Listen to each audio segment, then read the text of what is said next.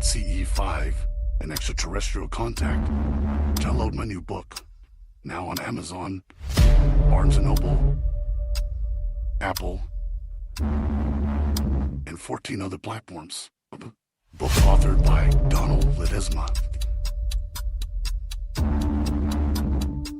CE5, Frequencies of Contact.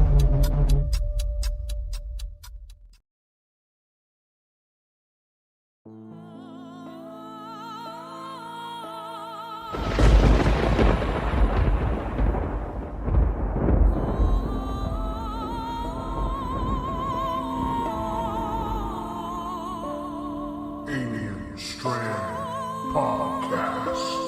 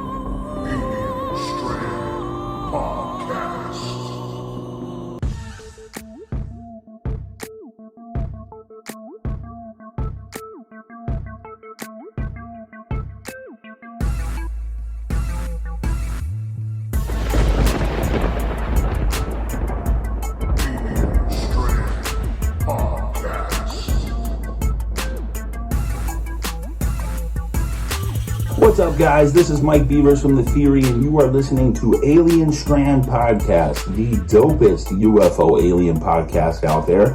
And if you want to find out about me, just go on YouTube and search UFOs over UFO or The Theory with Mike Beavers. Stay tuned, guys.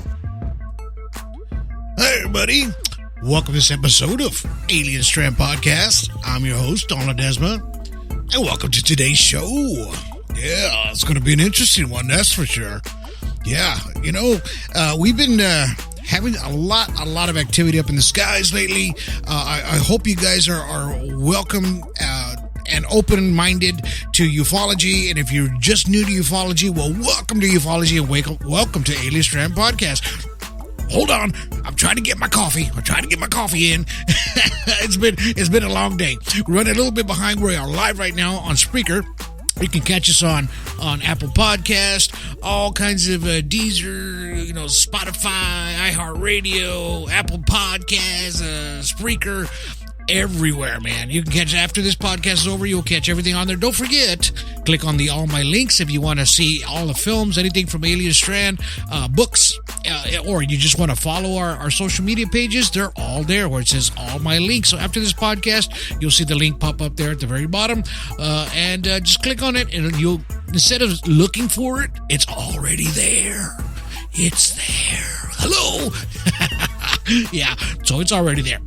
But anyway, I'm so excited today because I have my buddy on again today, Mr. John Dickinson. He didn't get to tell too much of his story because we were just getting so much interference, man, so much interference on the background, right? And we even did a podcast earlier, right? And we did it on Patreon. It came out okay. It was like 75%, but he kept on getting a lot of like glitches and stuff on his end. It started off a little bit on my end, but then it went away, and it was all his side that was getting all the interference, But anyway, we'll bring him on here in just a second. If you haven't watched The Middle, please go check out all our films. The Middle Part 1, Part 2, Part 3 are all on Amazon Prime.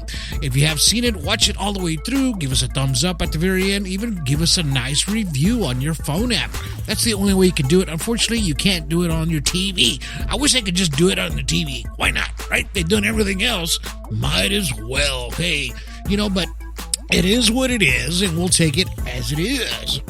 those films are actually doing really well on disclosure, because that's what it's about. It's about disclosure. Everybody was telling their stories about things that had happened to them, and the extraterrestrial encounters, and their stories are true. And you can see it in their emotions and their eyes and everything when you're watching these films. And I hope you guys really enjoyed all these films that came from Alien Strand. Of course, myself and Let's Productions. I directed everything, and I was just trying to put some nice content out for you guys for disclosure, because that's what it is. It's about disclosure. Speaking of disclosure, if you haven't joined Alien Strand Disclosure Project, please go do so. We have a private group there. If you want to learn about ufology, we have a lot of people in that. Also, we do supernatural, Bigfoot, creatures, cryptids. We haven't dove too far in that one, but we do have people that will help if you've seen anything like that. Please give them a holler go to our website. You'll see them on all my links there. And we have a lot of people, working, just staying by the phone, waiting for you guys. If you have a report a UFO, give us a holler. We'll be glad to help you out on that part. If you want a story detailed, contact me. If you're ready to get it out for people to hear your story, give me a holler. We'll put you on the air. It doesn't have to be video. Tonight we're just doing nothing but audio, and so people can hear what's going on. So, I've been flapping around for enough. So let's go ahead and get Mr. John Dickinson on the phone now. Hopefully he's in the background. Let's see. Hello, Donald. Hey, John. How you doing, my brother?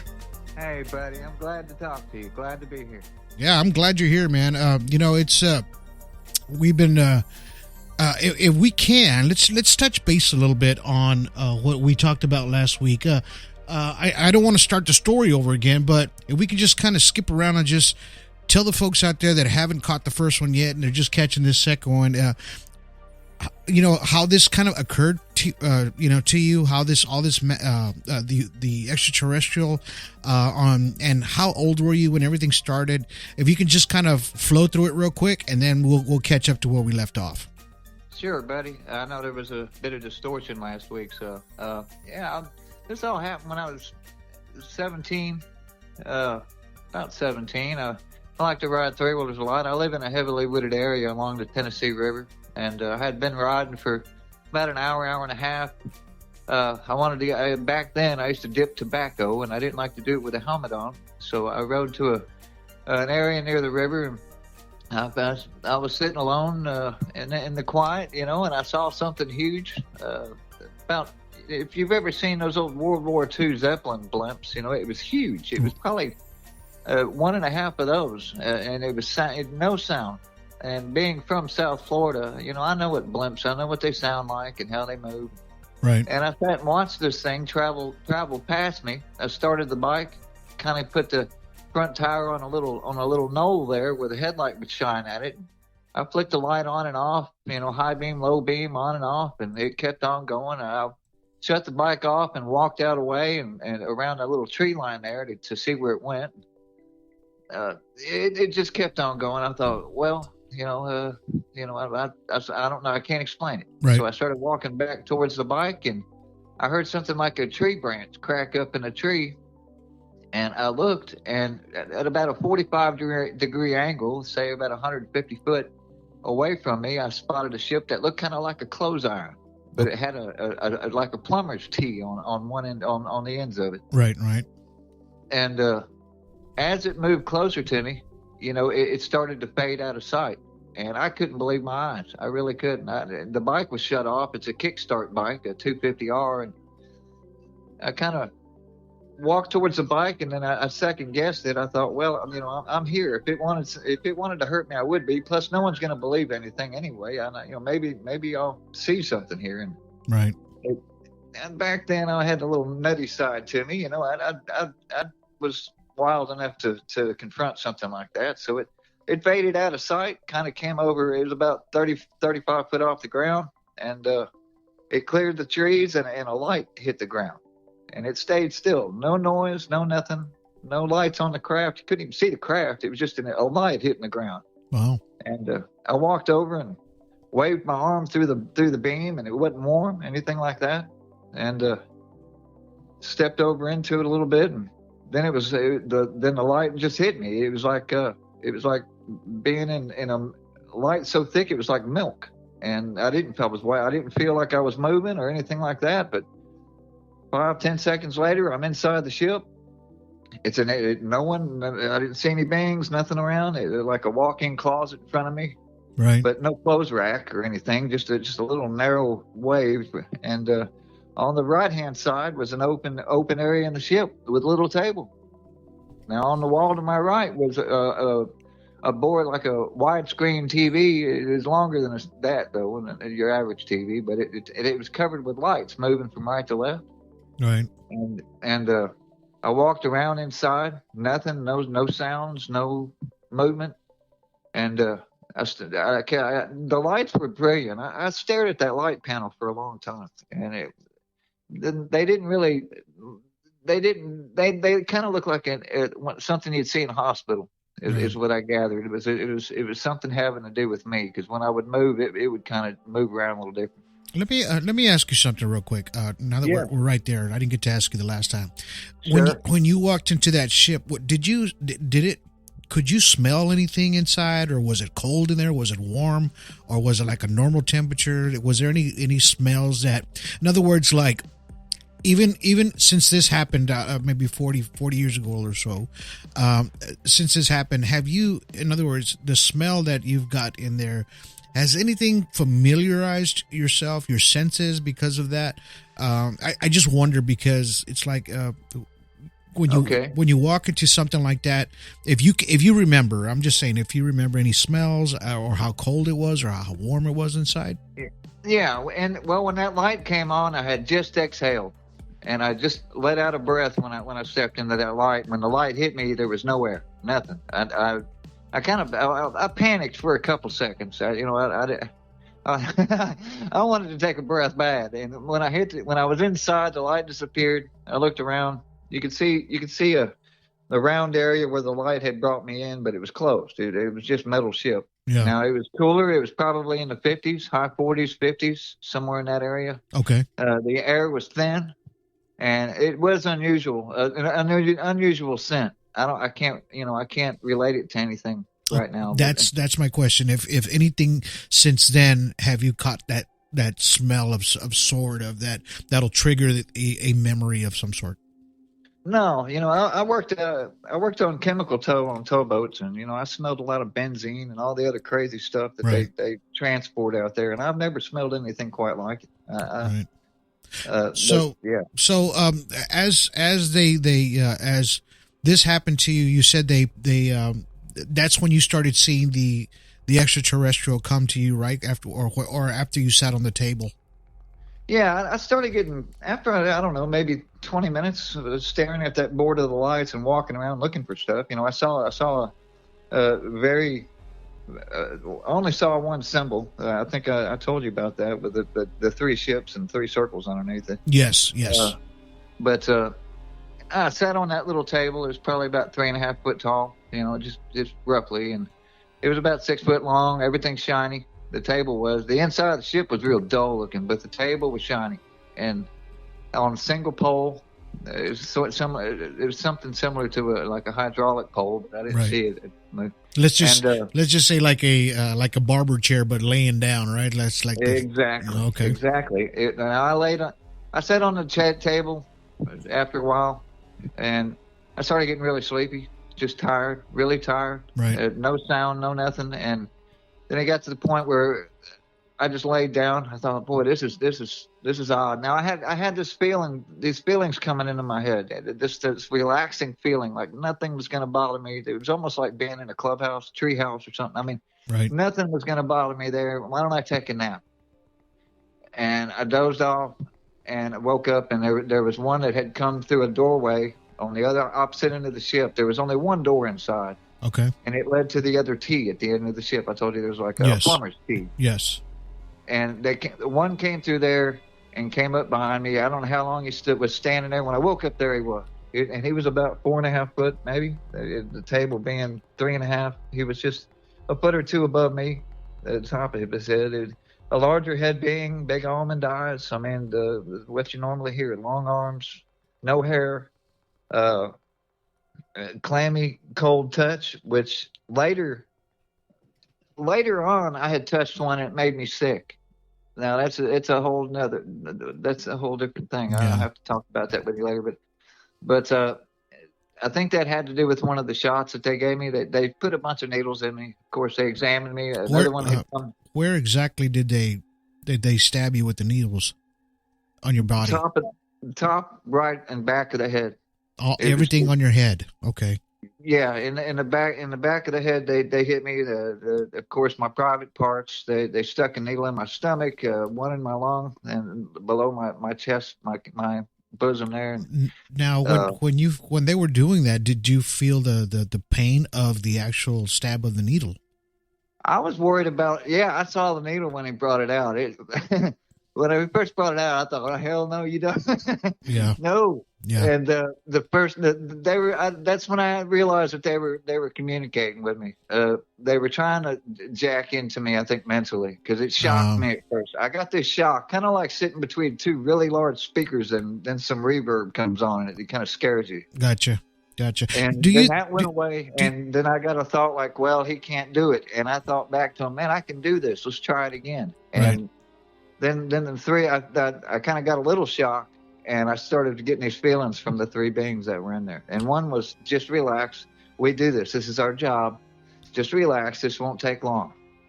And then they started with the examination, looking at, and at this point, there's something in the air because I'm kind of high. You know, I'm feeling like relaxed. I don't care what they do, you know, at this point. Right. And the first thing that hit my mind was, man, I've got alien drug dealers almost, you know. I mean, they wanted something from me, and I got the feeling that it made them feel better, do better at what they do. And, you know, now after all the research that I've done and all the reading and hearing everybody, and, you know, I've been pursuing this for a few years now. I realize now that they were probably after some adrenaline or something of that nature in my head. You know, they could only take so much. They didn't want to hurt me. That was the big thing. Right. Hey, let's take a quick minute so we can pay the bills here. We're just going to take a quick commercial break, and then we're going to come right back, okay? Whatever you need, buddy. Hold on just a second. All right. It'll take about a second. Alien Strand Podcast.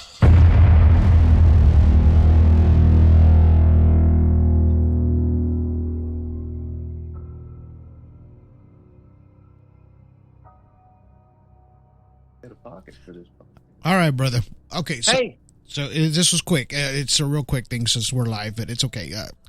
But okay, so the question that I have for you is Anything you like, buddy. is do you think once they injected the needles in you the second time, because of all the interference that you and I have been having with the live video podcast, things like that, and plus what one of our ASDP researchers caught on today's video on the video, he analyzed it. You said, Annibal, I didn't get to see it yet because I've been so busy, but you told me that there's an energy flowing around you while the disruption started happening live when we recorded. Remember, we were having such a hard time recording. So, in other words, do you think when they stabbed you with these needles that a possibility that they injected you with some sort of Some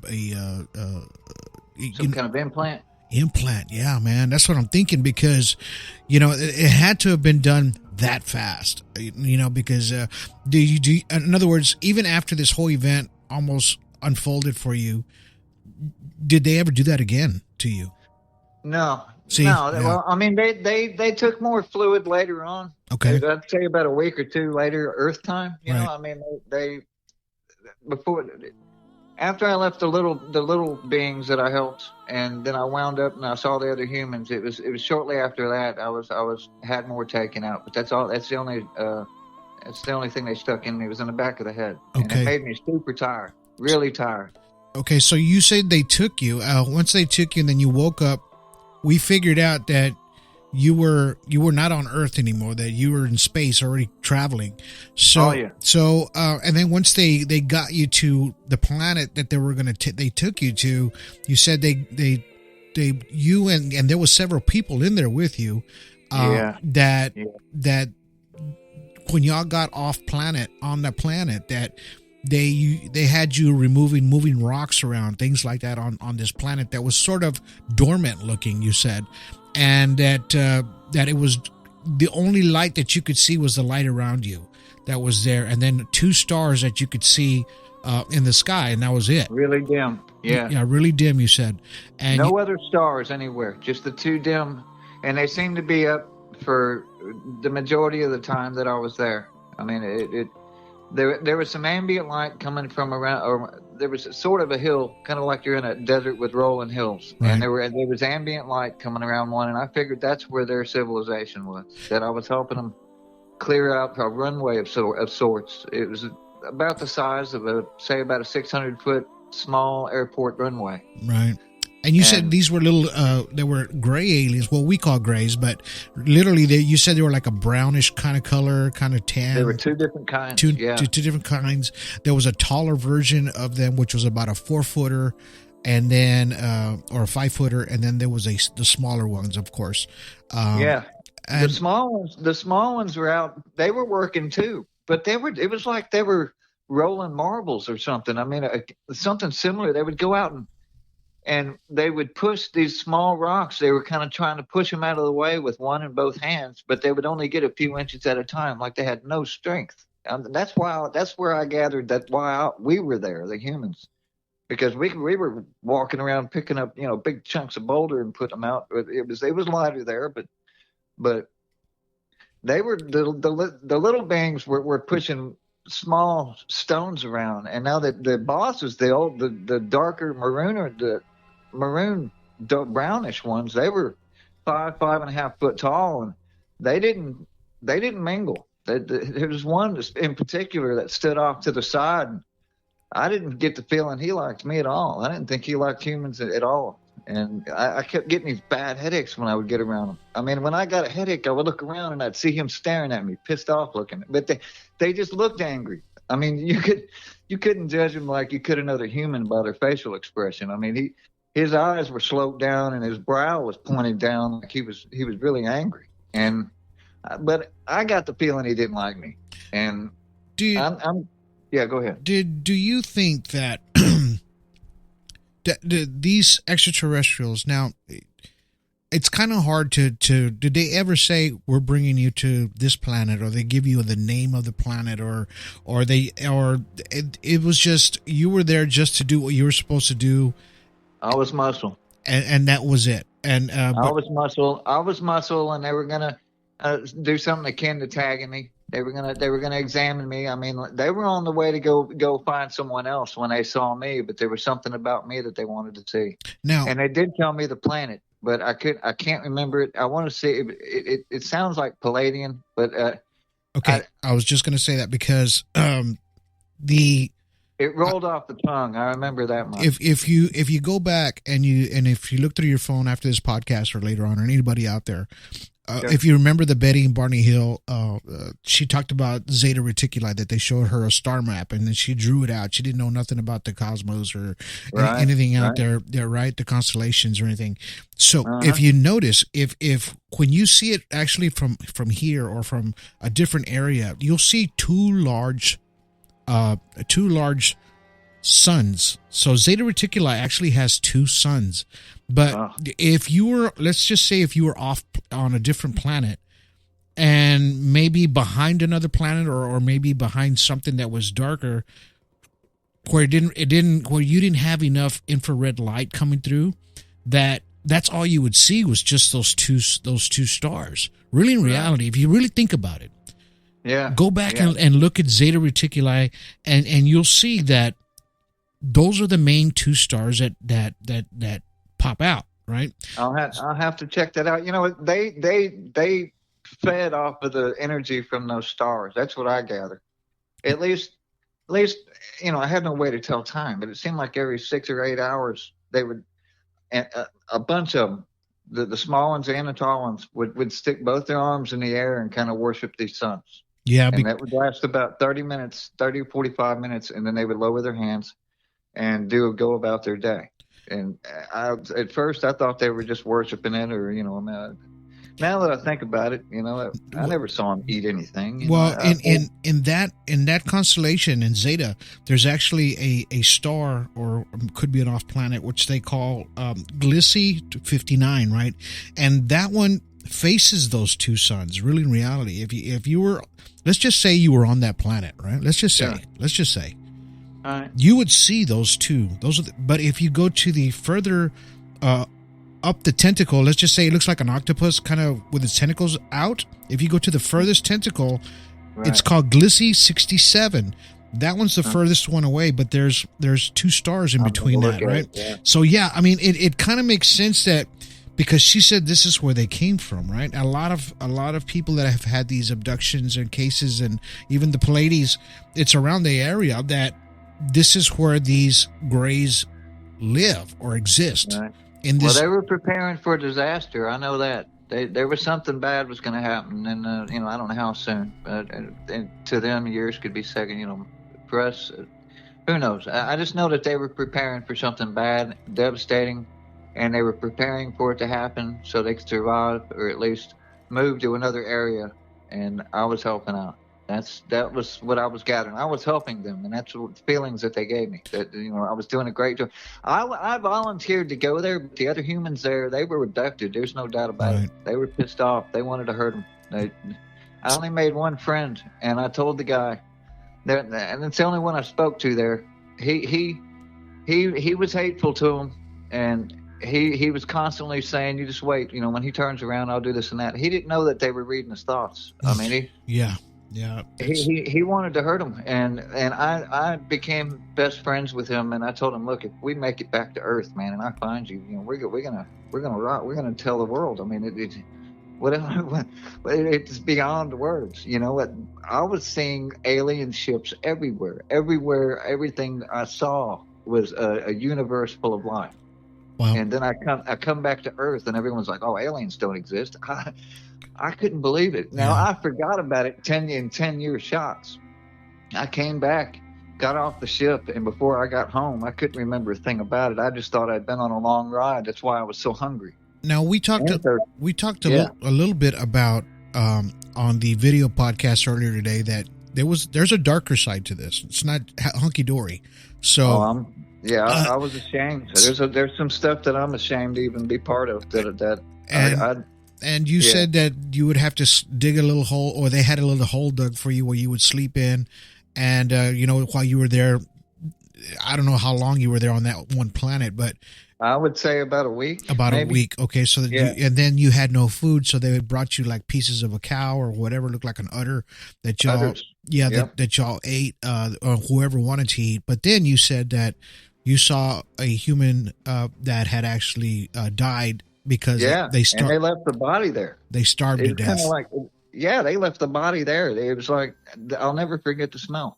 Never. And we covered up the body. After a few days, or I say a few days, me and this guy, we shoveled. There's no dust on this place. You could sling this soil everywhere, whatever you want to call it, and there would be no dust. Wow. But we covered it up, and it kind of helped out. But I think it was left there as like, this is a reminder of what's going to happen if you don't eat. Was it was it a male or a female that passed? That was a male in the hole. A male. I told you about the female on the ship. That's one that I can't really. I can't hardly come to grips with that. Yeah. No. You don't. I mean, you don't have to talk about that. But I just want people to know that these things, whether they believe your story or not, They're true. It's. Yeah. I mean, you wanted people to see it on the video and look through your eyes that you're telling the truth. This is exactly what happened to you. Yes, this sir. wasn't a dream or anything like that. I'm 54 years old, and this happened when I was 17. Yeah, and it's taking this long. And it's vivid. It's a vivid thing that happened to you. And so let's dive a little bit deeper now. Sure. Let's dive a little bit deeper, and then we'll take a quick break. So after this, you went on to a different planet, right?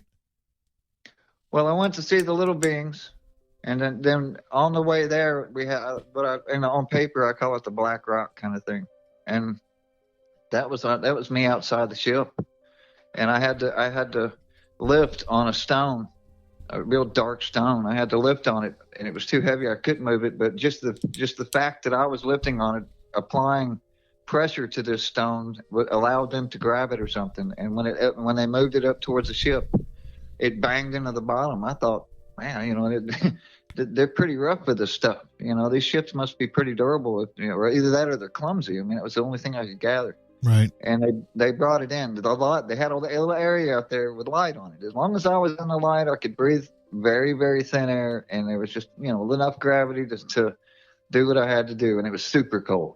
I mean, 20, 25 maybe, but that's warm compared to the rest of the area. And wow. They left me outside. Now back then I could hold my breath, a minute plus, and I had to hold my breath. I lifted on a rock. I couldn't breathe real well. I held my breath, and then the rock went into a little door on the bottom of the ship, and I sat and waited for my way to get back in, and nothing was happening. And I wasn't getting any thoughts, any feelings, any kind of suggestions. And I thought, well, this is it. Yeah. And after about a minute passed, and next thing you know, I'm back in the ship.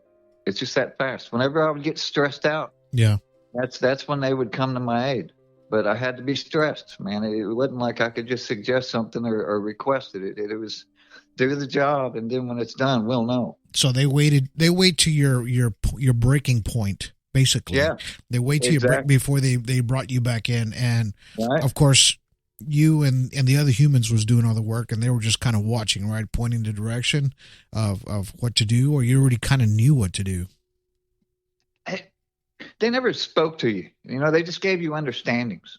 Okay. I mean, if you would start to ask a question, or even if you thought about what you were going to speak about, you would get an answer so fast it would crowd out what you were going to say. It was kind of confusing at first, but I got the hang of it after, a week or about 2 weeks.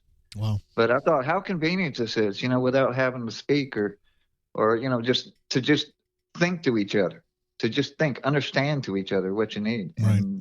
And that was really, really super, Wow. It's kind of strange that you say that, because I've only told a handful of people this, but I didn't understand what that was like, right? It's like, right. Unless it happens to you, right? You get the understanding of what it is and how it communicates with you, with telepathy, right? In a sense, because that's what it is. But it's strange, because I had like this dream, of a woman, right? And I've told this story on the air before, right? And she's an extraterrestrial of some sort.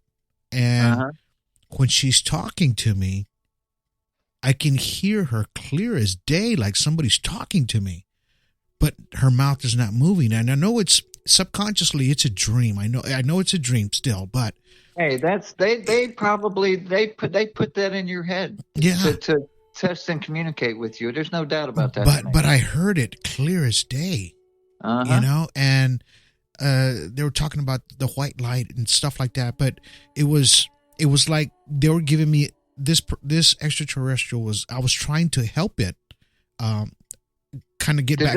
Did that happening to you have anything to do with why you're doing this now? This was just recent, like maybe 6 months ago, man, or maybe before that. But it's like the deeper I get into this, it's like the more the communication comes. But this is the strange part, man. I mean, I've been alive 56 years. Come on now, I've had dreams. Okay. I've had dreams over and over. But that was the first one to where it was like I was communicating with something that I could hear with my ears audible, right? Wow. But they weren't moving their mouths, right? And I was like, now I understand when somebody says this extraterrestrial communicated with me telepathically, right? Because you don't know the understanding until let's just say I woke up. Right, I've been awakened, and at that point I understood that. So that was the whole purpose to that. That was the whole purpose of that, right? And then I was able to communicate a message to someone else, and then just kind of go on forward from there. But I just kind of just on that thought, I understand. the communication that I do know, I do understand what it is. And even though I didn't experience it physically, it was a message possibly that I was getting, in return of some sort, right? But let's move forward. Hold on. Let's just take a real quick break, really quick, and then we'll be right back. Okay? Got you, buddy. Hold on. Alien Strand Podcast.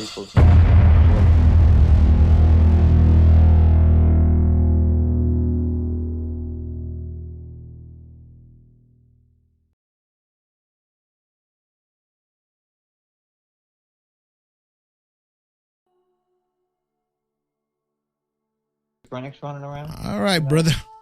Hey. All right. Yeah, I was kind of listening to you in the background.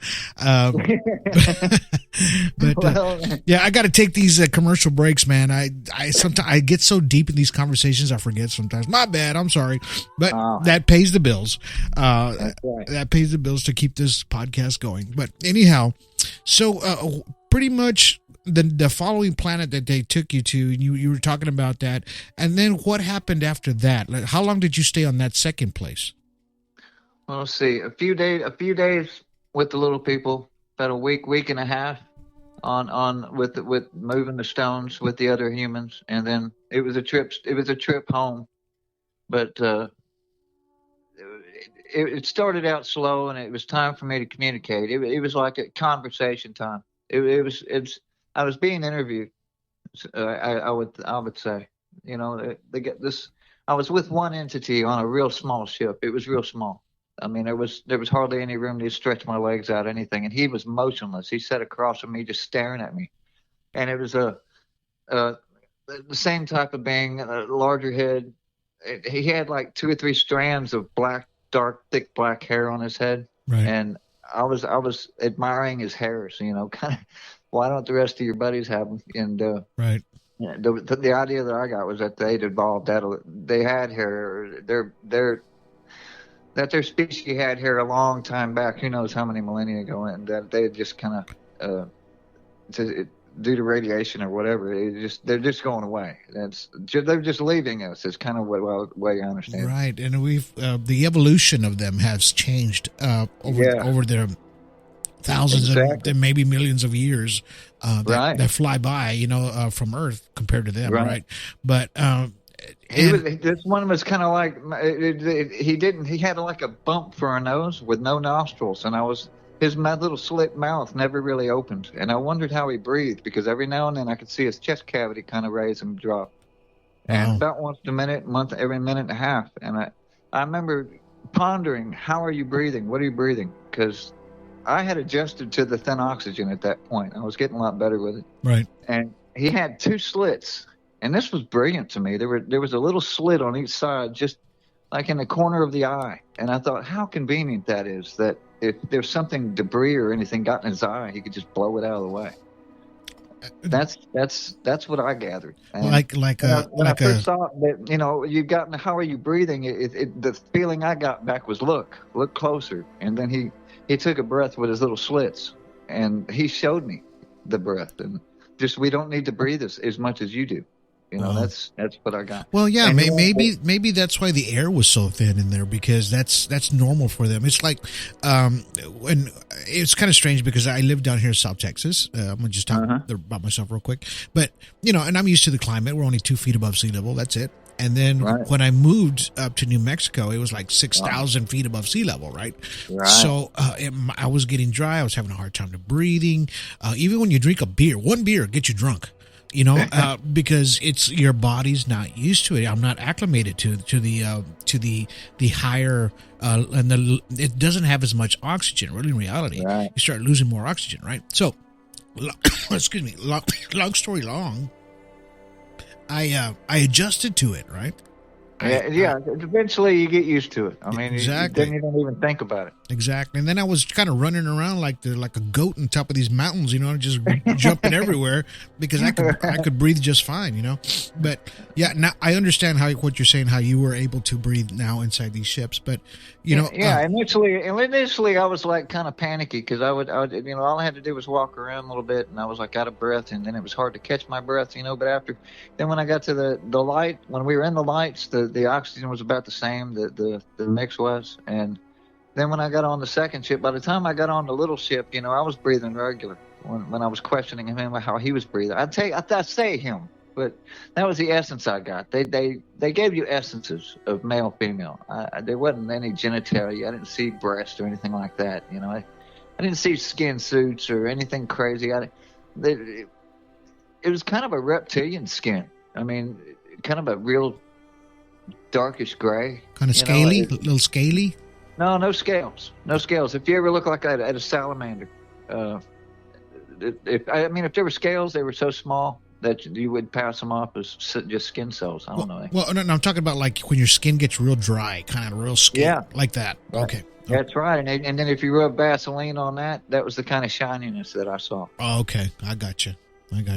Well, I've told stories about how they eat on past podcasts. I had one of my first 20 of a podcast that I started about how they eat, how some of them do that. They rub some kind of paste on their skin, and I've heard that it absorbs the nutrient that they get from the cows when they start just taking the cows and cutting them up in just certain areas that they want. There's some. Yeah, I've heard that they absorb the nutrients through their skin. Now, I wasn't with them the whole time. They would be with me long enough to examine or watch me, and I had a job to do. And sometimes they would disappear and go places. They had these drawers on the ship. They were like long trays. They could lay in that tray and they would shut. There were some along the roof of the ship that they could get into. But, I didn't even know they were there. But now, when you talked about that small little ship that you were traveling on the way back, you said you could barely sit down in there. That reminds me of the Bob Lazar UFO of the size of he was talking about. That hit home when I heard him talking about it. The sports model, how he said you could barely fit a human being in there, but when he mentioned the little table, I heard him in one interview where he said that the table would if you bumped it or not bumped it, but he said that it would break down and it would be like flat floor, but then you could lift it back up. I know what he's talking about. Yeah. I accidentally knocked it down 2 or 3 times. Oh, and wow. I take it that was the control unit for the deal, because the other alien, or the one that was with me, he sat there motionless in front of this table. It would break down, and I was curious if it would come back up, and he was giving me the idea, just lift this little handle. It was a pop-up deal, and you could pull it up, twist it to the right or left, and it would lock into place. And I remember thinking, what a clever table. This would save so much room on Earth if people had this furniture built like this. Wow. And so on your return trip, you said you were in a deep conversation with one of them, and what were the conversations like? Okay, he wanted to. It wanted to. He wanted to give me a gift. Thank you. Thanking me for helping, and this doesn't happen often. And most humans want to know when the Earth's going to end, or if their religious icon is alive or not, or what's going to happen when the future, what happens before you were born. And he went through the questions with me. I wasn't interested in the Earth disappearing, but he showed me anyway. He showed me that the Earth was on fire, covered in smoke, and it was obvious to me. There was no doubt there wasn't going to be life. But the thought came to me is that this has happened before. Right. That everything's just going to roll. It's just all cyclic. It was going to come back together, and every time I would break into these feelings of, I would be upset, but I would go past it in my mind. The Earth's going to end, but is this going to kill me? And the answer was no. I just wanted to show this to you. Right. And would you like to know where you were before you were born? And before I could answer that question, I was seeing things in previous lives and stuff that I knew where I was. I knew these people. I knew where I was. And then he would pull away with the thought, and it would disappear from mind again. And that was comforting, really. That nothing truly ends. It's everything cyclic. Right. I call it like recycled souls in a sense. Yeah. That's what we are. Recycled souls. Another thought that it gave me was that, that in time I would be one of them. That it's kind of like you're moving up the ladder, the evolutionary ladder. It's right. We're here to learn, and then I don't know if it's next life or when. It was just that the thought was given to me. The understanding was that this will be you one day. Did you ever have the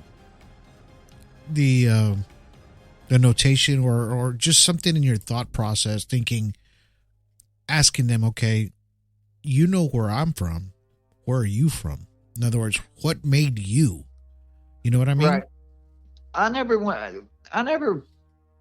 When I first got with them, I was like, I want to see where you're at, because when they did the examination, then I got the impression they were just going to drop me back off. And I was begging them, please, come on, I want to stay with you. Let me see. I'm so cute. I know they could sense my curiosity. So I went with them, can you do anything? And I thought, well, I've got muscles, I can help. Right.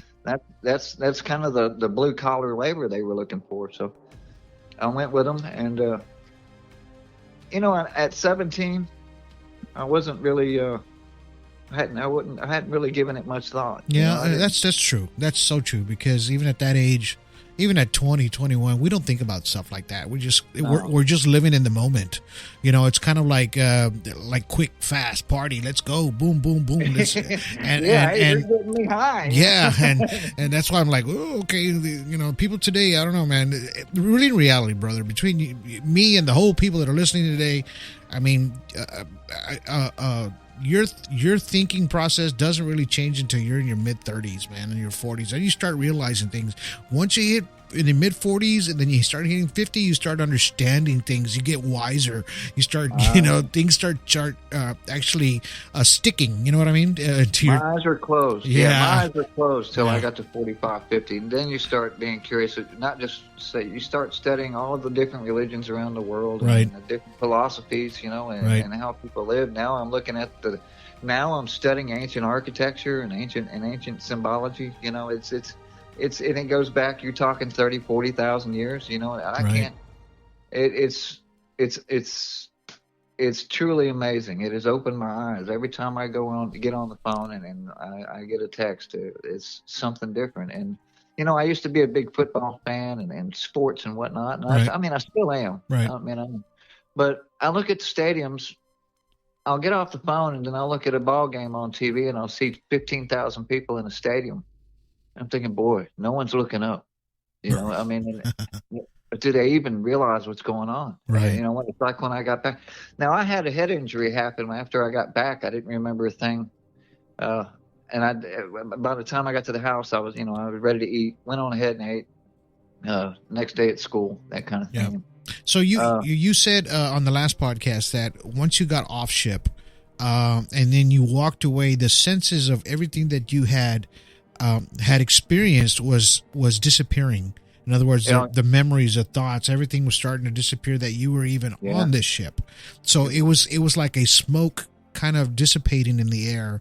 I'm talking about your thought process was happening on what exactly happened to you for those 3 weeks, which seemed like 3 weeks to you. Yeah. But really, in reality, when they brought you back, it was just an hour or two, right? Almost seemed the bike was still warm. The radiator wasn't hot. Right. But the head was still warm, and that let me know that it's that's about an hour maybe. Right, and which means that there is no time. They're able to manipulate the time. In other words, almost like where there is no time, you're like in a time. You're stuck in this time bubble. Right. And we talked about when they brought you back how if they didn't bring you back exactly when they're supposed to, it kind of throws you off a little bit. I think we talked about that. We touched on base on that a little bit. Mr. Don Rogers. Don Rogers told me that one time. I was talking about him. He's got this podcast in Canada, and he told me that when they took him, they brought him back. He says it's like a deck of cards, brother. They don't put you in that exact spot, you're off. They throws you off. So, and you said that after you walked away and started. The thought process of everything that happened to you started kind of dissolving. That, I looked up once I hit the ground and the light disappeared. I looked up and I didn't see the ship, and I thought, well, I could still feel him in my mind, though. You know, kind of like it was a comfort to know he was there by that time. By then, you know, it was my best friend. He was my buddy. I mean, we talked for I don't know how long, or talked to each other. Right. And I looked up and I didn't see him, but I could see there were a little patch of stars that were shimmering much more than the others. And I thought, well, there you are. And I even yelled out, hey, that's, you know, kind of wait. Yeah.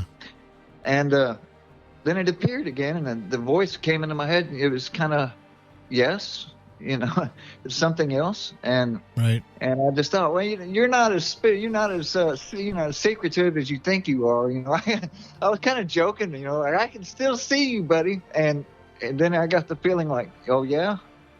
And he was gone. And then I got on the bike. There's my dip on, you know, my can of Skull. I got another dip and my helmet's sitting there, and I felt down, felt the head, and kind of looked around. It was just a little bit darker, and I started the bike, and things started slipping out of my mind. You know, I'm hungry, you know, am I going to dip with my helmet on kind of thing? You know, I started having a little argument with myself, doing stuff I normally wouldn't do, but I was starved. Right. And went on to the house. By the time I got off the bike, nothing. Now, I felt like something big had happened. I felt like something huge had happened in my life, but I could not remember. And I went for months like that. And then I remembered I had an accident. And I had several accidents, actually. Anyone in this area knows I had a lot of bike accidents and car accidents and everything else. Kind of a crash test dummy at one point. And I was in the hospital, and I started remembering doctors, things that happened to me on the ship, something similar, you know. And I remembered the conversation I had with the one in the little ship. I was supposed to go into the Navy, and the vision I got was so spooky and scary that there's no way I was going to go. Right. I made all ambition. When I came back, my ambition was gone. I wasn't going to the Navy, and I never quite understood until I was in that hospital. I mean, so I had lost a lot of blood and whatnot, but when I came out of there, I got healthy again, and I wasn't going to go, so I kind of made sure I had a head injury, but I didn't know it was going to be this bad. I mean, it knocked the sense out of me. I can't remember sometimes 5 minutes behind me. I can remember, and before the accident, I can remember everything. Right. It's kind of a gift.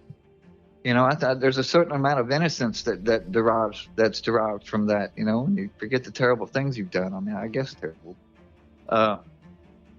But there was a therapy that was available.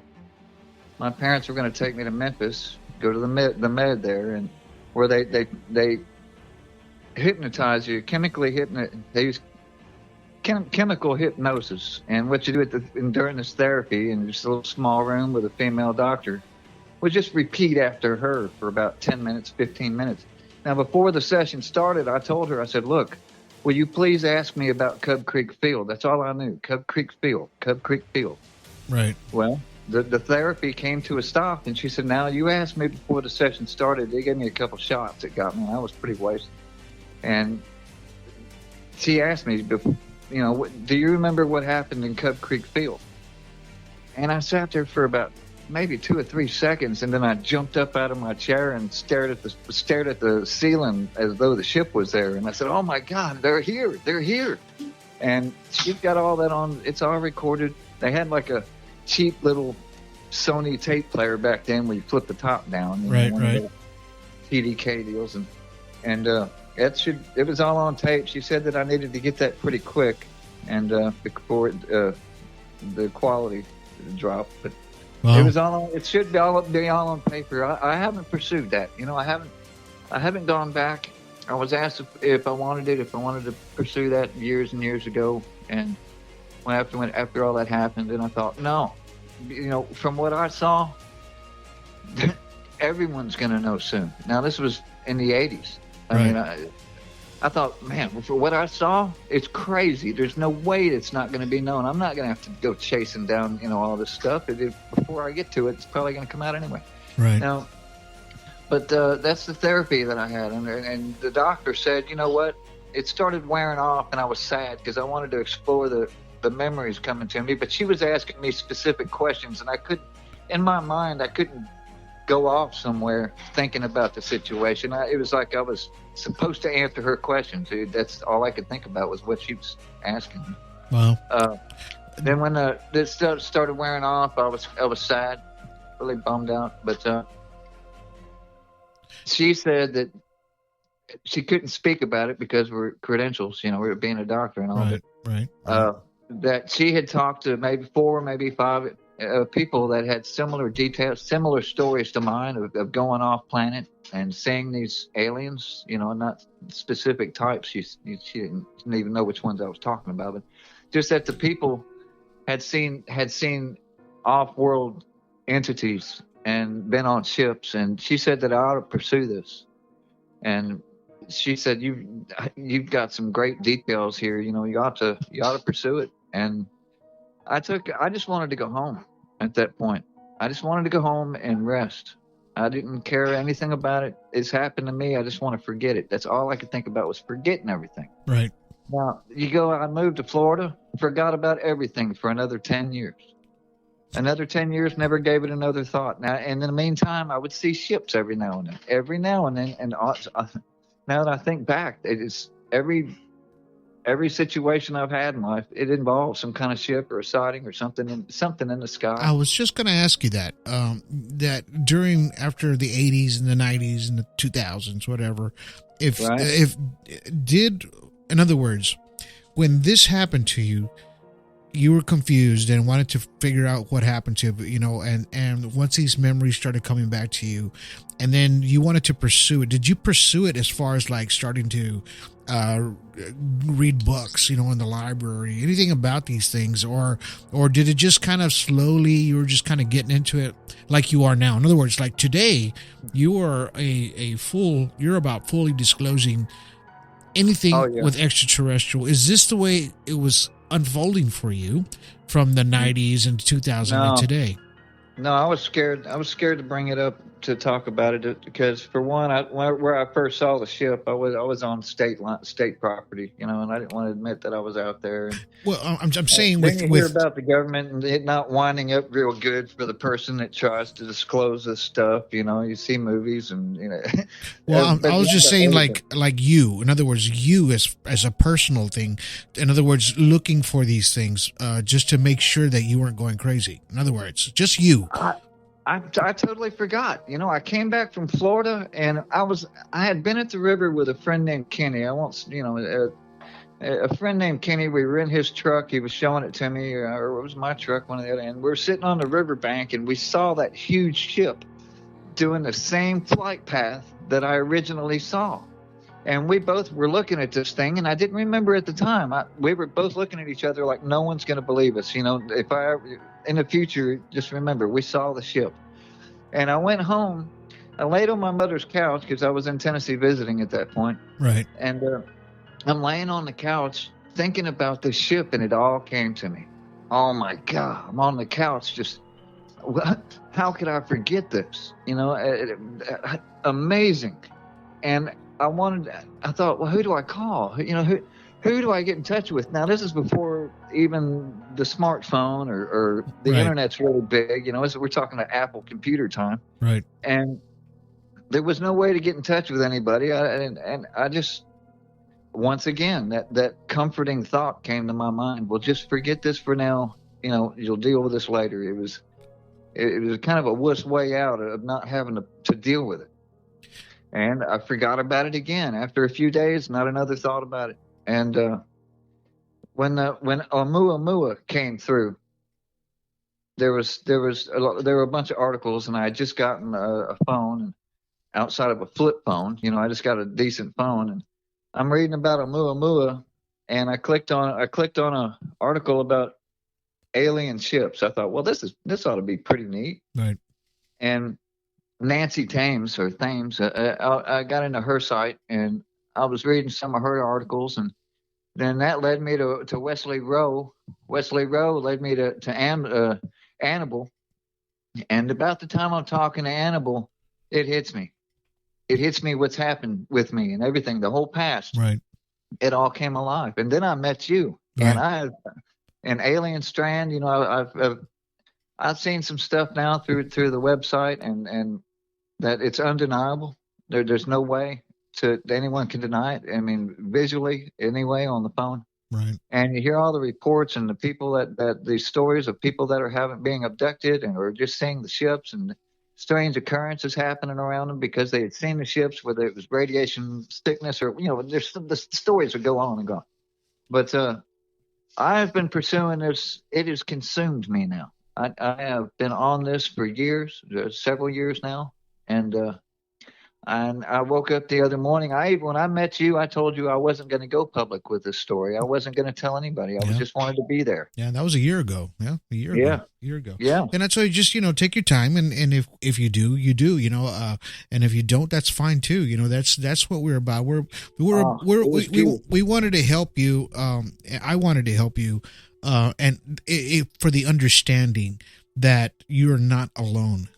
You did, brother. If it wasn't for y'all, you know, you in particular, you told me to just relax, don't worry about it. You know, there's other people that have been in the same position here, and you know, I went a year, and then about a little over a week ago, I woke up one morning, and out of the blue, I thought, it's time. It is time. Right on. And it's been longer. It was time for me to come clean, but I started writing what I wrote you months ago. Right. And I've been sending you emails, and we talked about that on the last program. You know, all these emails I've been sending you. I'm sorry they're so long, but every time a thought would come to mind, a memory would come to me, I would have to get it on paper before I forget it, because at this point now I forget everything. Exactly. Exactly. That's what I tell people. Log it down, man. If you can,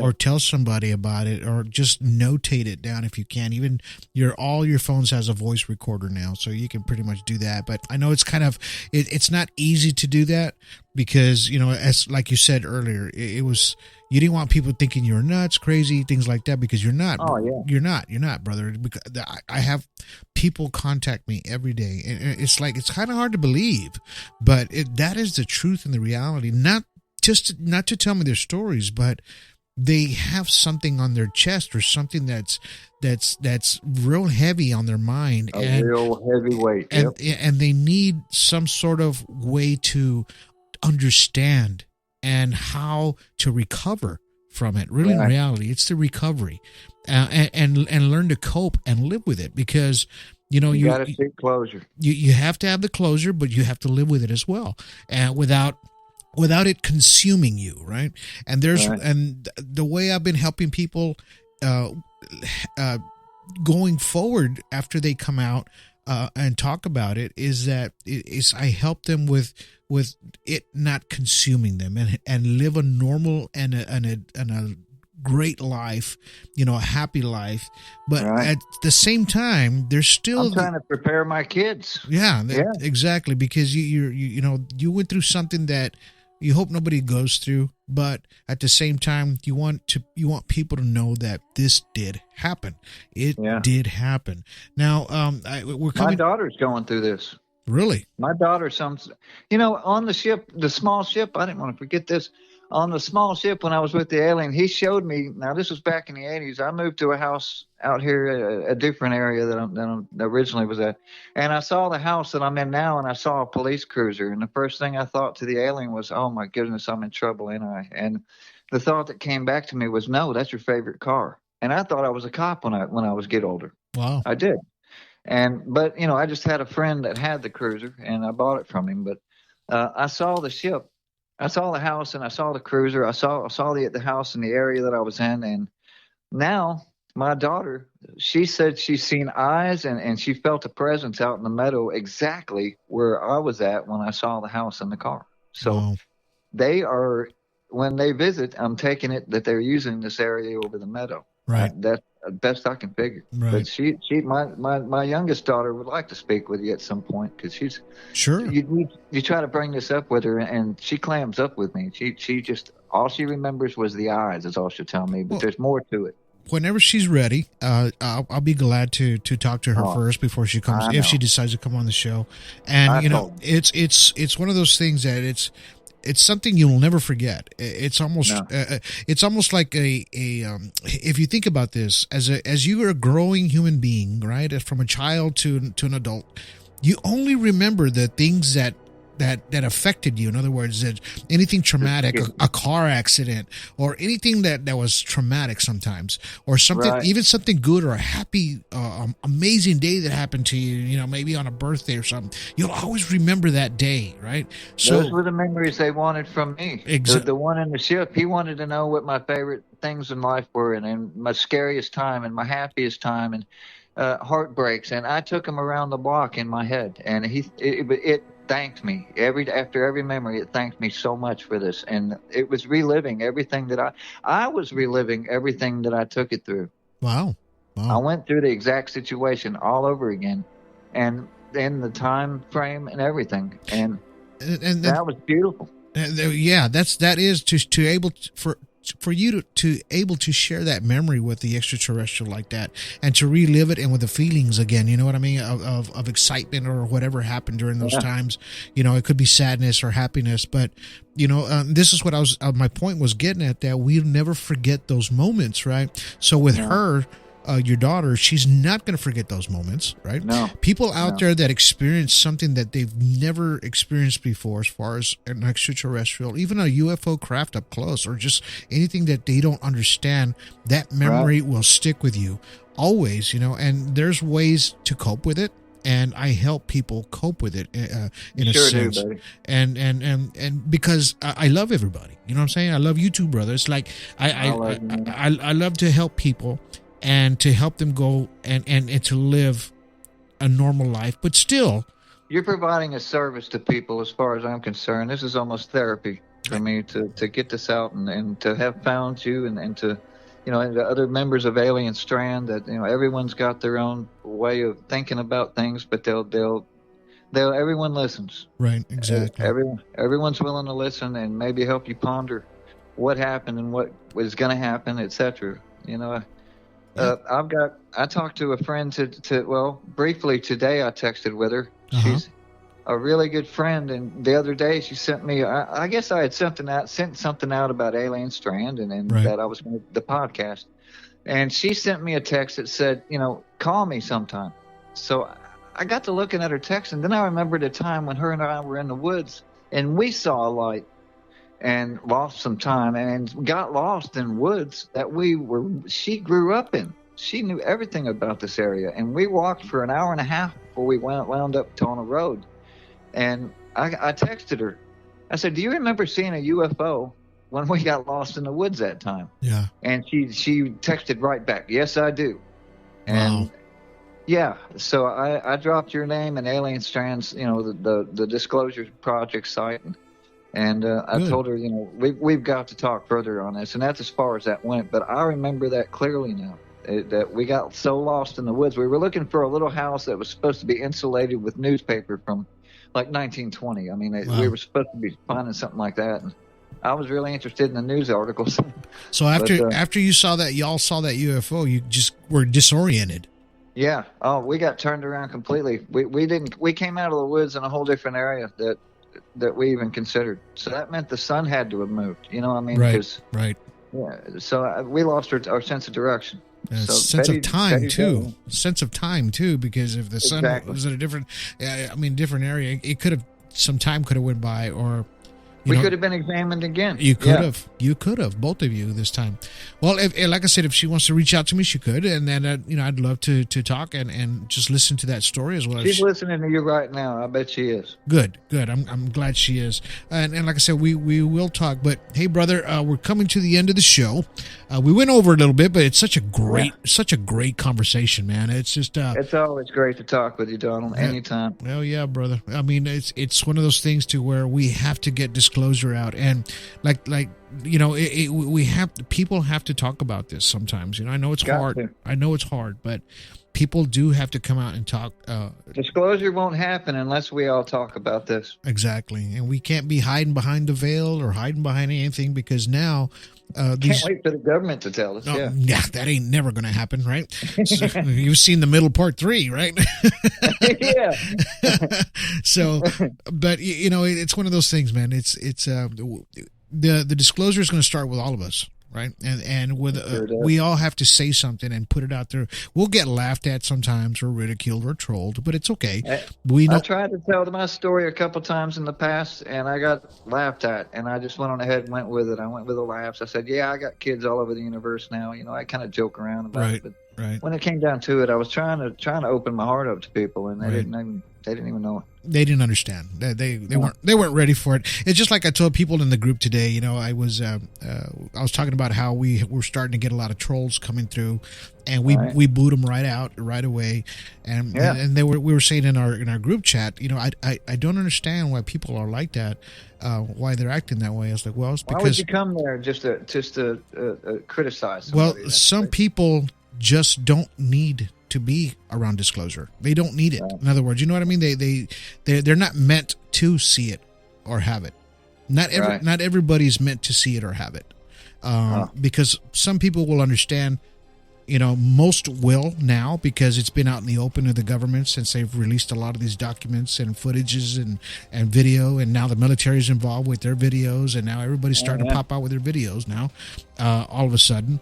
And I know some towboat captains that have seen some ships, and they won't dare come out of the pilot house and mention it, because they'll lose their license. They know they will. Yeah, and that's a lot has changed now since then. Now they're supposed to not take anybody's licenses or things away. Even the airline pilots, now they're starting to come out with their disclosure. So, but all right, brother, thank you for being on the show today.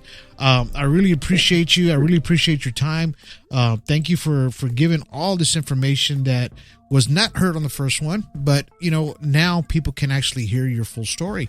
It's on here on Alien Strand Podcast. And if any other memories come to you, or do you want to talk about something, another event that possibly happened to you? I know more has happened, but it's another show. Yeah, I won't even get into that. Yeah, not right now. But hey, I appreciate you having me on the show, and I want to thank you so much, and everyone at Alien Strand, and the Disclosure Project, and the movies. Everyone needs to see these movies and be part of the group if they're interested in ufology. I mean, this is the place to start. Exactly. And I just want everyone to, disclosure is not going to happen unless we talk about it, to keep looking up. Exactly. All right, brother. Well, thank you for being on the show. I appreciate you. Love you, man. And we'll catch you on the next one. Hopefully everybody can catch the other one on Patreon this earlier, but we'll talk to you here in a bit. Love you, brother. We'll talk to you soon. All right, brother. Love you too. Bye-bye. Bye. All right, guys. So everybody heard this amazing podcast. He was able to tell a lot of his story, and we got into some deep conversation. It was a great conversation, by the way. I really enjoyed the disclosure that he gave out and gave to everybody, because this happened to him, and it's hard for people to explain their, give their stories, and this is what Alien Strand is about. It's not entertainment. This is what's really happening out there, and people need to listen to these kind of stories and understand that there's deep meaning and deep feelings behind a lot of this stuff. And I hope you guys really enjoyed today's podcast. All right. Catch us on 26, 28 platforms of audio. You're listening to audio. iHeartRadio, Apple Podcasts, Spreaker, you name it. Spotify. We're all over the place. Even ask Alexa to play some Alien Strand podcast. All right, guys. Until then, you guys have yourselves a good day. Have yourselves a good evening. And have yourselves a good night.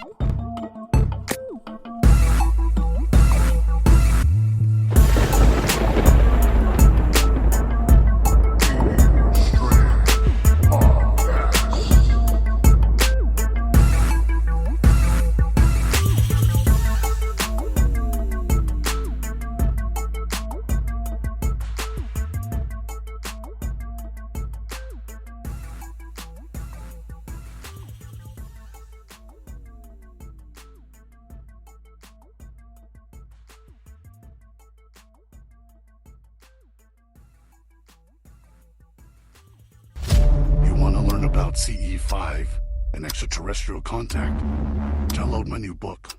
Now on Amazon, Barnes & Noble, Apple, and 14 other platforms. Book authored by Donald Ledesma. CE5, Frequencies of Contact.